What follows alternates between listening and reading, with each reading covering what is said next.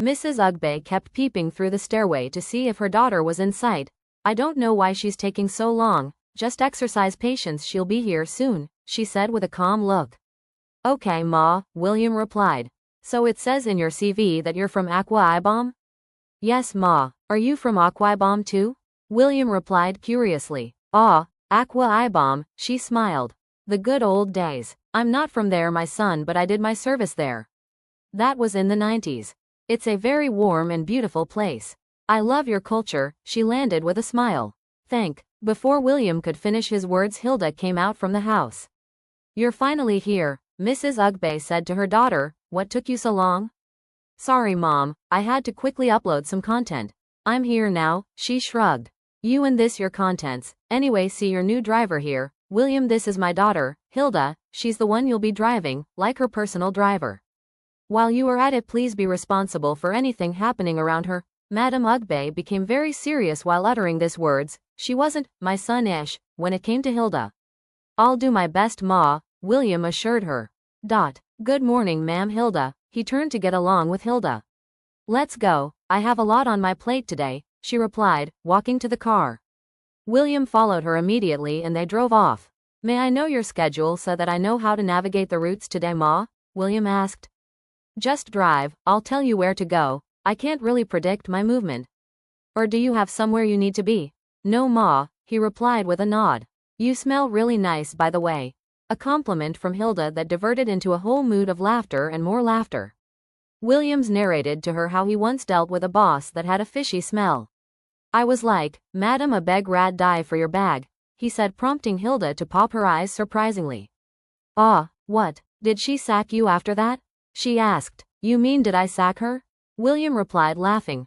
Me that Gigili, slangs, pulled over and came out of the car straight to my house. Oh my God, you are bold? Hilda couldn't contain her awe. It's not just about being bold, William continued. The smell was suffocating. And you know, she's been my boss for months. She doesn't smell, but I think that day she did incense and it was bad. I couldn't eat for days. I kept perceiving the smell. Hilda laughed until she almost choked. The day became so beautiful from that conversation onward. William took very good care of her and even went as far as helping her with her bag and bags. 5 hours later, William was patiently waiting for Hilda to get off a long phone call. Finally, she hung up. All right, William, let's go. Okay, but ma'am, it's past my closing time. I'm sure you're done with all your activities for today, right? William asked. Not really. I have one last place to drop by, please. This is really important to me, please.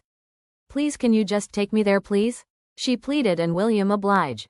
They got to her destination and her friend was already waiting to welcome her. Sorry for keeping you this late, Chloe. Hilda accompanied the apology with a warm hug. Her friend noticed the handsome man that's right behind her. Who be this hot bobo? She whispered. My new driver, Hilda replied. Wow, he's fine. Hilda dragged her inside her shop. Soon they began a discussion and the ladies excused themselves. Williams kept signaling Hilda that it's getting really and they should leave. Well, the girls finally finished talking and it was time to go, but Chloe won't let Hilda breath as she kept teasing and tickling her over Williams' handsomeness. They headed home and Williams helped her offload some stuff she got for the day. They waved goodbye and William headed home. The next day. It's early on a Tuesday morning. Mrs. Ugbe is struggling to know her way around Instagram as she has been getting engagements and messages after her staff uploaded her products on the platform. She wished Hilda would be downstairs that morning to help her, but she knows her daughter isn't an early morning person. Mrs. Ugbe was, however, surprised when she saw her daughter fully dressed, looking so beautiful as she descended the stairs from her room. Mrs. Ugbe was wondering if she was seeing a figure that looked like her daughter. Wait, my eye is not painting me, Abby, am I seeing double? She said, still shocked. Mom, what do you mean? Hilda asked childishly. Hilda, you got up in the morning and dressed up? UKWA? You were not walking grumpily, bumping into things and looking for golden morn to eat? Mrs. Ugbe teased her daughter, but that was Hilda's reality. Well, I'm up now, Hilda shrugged. Is Williams here already? She asked, peeping through the blinds. Williams KWA? Were you not the one who specifically asked him never to come earlier than 10? You made me enforce that on the poor guy. Mrs. Ugbe reminded her. Oh well, I need him earlier now. Was almost throwing a tantrum. She reached for her phone in her bag and dialed his number. Hi Williams. It's Hilda. Are you here already? She asked him on the phone. Ma'am Hilda, your mom specifically said. Before Williams could even finish, Hilda cut in. Yeah. I know. I asked you not to come earlier than 10, but can you please come now? I have somewhere urgent to be. Could you come now please? She said in a rather soft, pleading tone. Mrs. Ugbe stared in amazement and wondered if she was watching a movie. Her once grumpy daughter, who has never been friendly to a driver, is asking for one to come 2 hours earlier than the slated time. Hilda found herself stealing glances at Williams whenever he wasn't looking. At first, it was subtle. The way his strong arms gripped the steering wheel, the way his deep voice softened whenever he asked if she was comfortable, the way he always opened the car door with such care, as though she was something fragile. Williams, too, wasn't immune. Sometimes, when their eyes met in the rearview mirror, he would quickly look away, but not before his lips curved into the faintest of smiles. One evening, as he helped her carry shopping bags inside, their fingers brushed. A spark shot through her, one she couldn't ignore. That night, she replayed it over and over, wondering if he felt it too. Days later, in the quiet of the car, Hilda finally broke the invisible wall. Williams, she said softly. Yes, Ma, he replied, his tone respectful as always. She shook her head and turned to him, her eyes glistening with something deeper. Could you please stop calling me Ma? I want to hear you call my name, like your girl. The words hung in the air, heavy and daring. Williams swallowed hard, his chest rising as he whispered, Hilda. And for the first time, her name sounded like music. From that day, their bond blossomed. Stolen glances turned into soft touches, his hand brushing hers as he helped her out of the car, her lingering gaze whenever he smiled. The air between them became electric. And then came the first kiss. It was unplanned. One evening, after he dropped her off, she hesitated before leaving. He noticed her silence, leaned closer to ask if she was fine, and before either of them could think, their lips met. It was brief but deep, trembling with all the feelings they had tried so hard to hide. The second kiss was different. It was intentional, a slow burn, a moment where words failed them, and only their hearts spoke. But love, as Hilda would soon discover, is never without its storms. One afternoon, while chatting with two of her closest friends in her living room, Hilda finally opened up about the feelings she had been keeping to herself. Her friends, Ada and Chica, exchanged shocked looks before bursting into laughter. Ada. Wait, Hilda, are you telling us you've been falling for your driver? Chica. Haba, Hilda, you can't be serious. A man who earns peanuts. What will you tell people? That you left all these rich men chasing you for a common driver? Hilda frowned, her hands nervously twisting the edge of her dress. Hilda. You don't understand? Williams is different. He cares for me, he listens, he respects me. He makes me feel seen. But her friends weren't having it. Ada, rolling her eyes, a beg. Don't let love blind you. These men know how to pretend.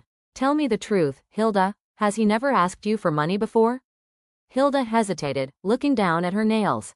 Hilda, quietly, well, maybe once or twice. But it was urgent. Ada clapped her hands dramatically. Ada. See, we told you. That's how it starts. Before you know it, he'll drain you dry. Please, my dear, open your eyes. You can't stoop this low. Chica added, with a smirk, a woman of your class dating a driver? Abomination. He's playing you, Hilda. Don't let yourself be scammed. The words sank deep into Hilda's heart. By the time her friends left, their mockery and warnings echoed louder than her own feelings. The next day, Williams came to pick her up as usual. He was in a playful mood, trying to lighten her morning. Good morning, sunshine. You look like the day itself is jealous of you, he said, grinning. But instead of smiling, Hilda's face hardened. Williams, please, don't talk to me like that, she replied coldly. Williams frowned, confused. Why? Did I do something wrong? He asked. Hilda raised her eyes and snapped at home. Yes. Acting like we're something. Don't forget yourself. You're my driver, nothing more. The words sliced through Williams like a blade. Hilda, what are you saying? I thought we had something real. I thought you loved me, he said with his mood trembling. Love? Don't flatter yourself. I would never come down to love a driver. Do you know what people would say about me?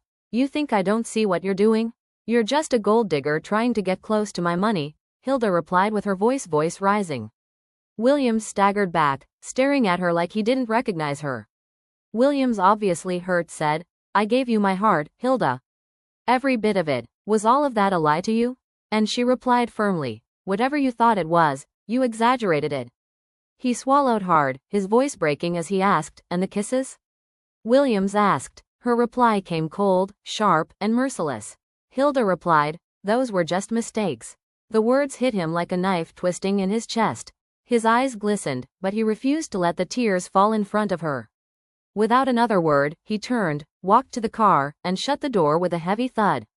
The engine started, and within seconds, he was gone, leaving Hilda standing in the driveway, her own heart pounding with a guilt she refused to show. As the silence swallowed her, she whispered to herself, voice trembling, Hild, what have you done?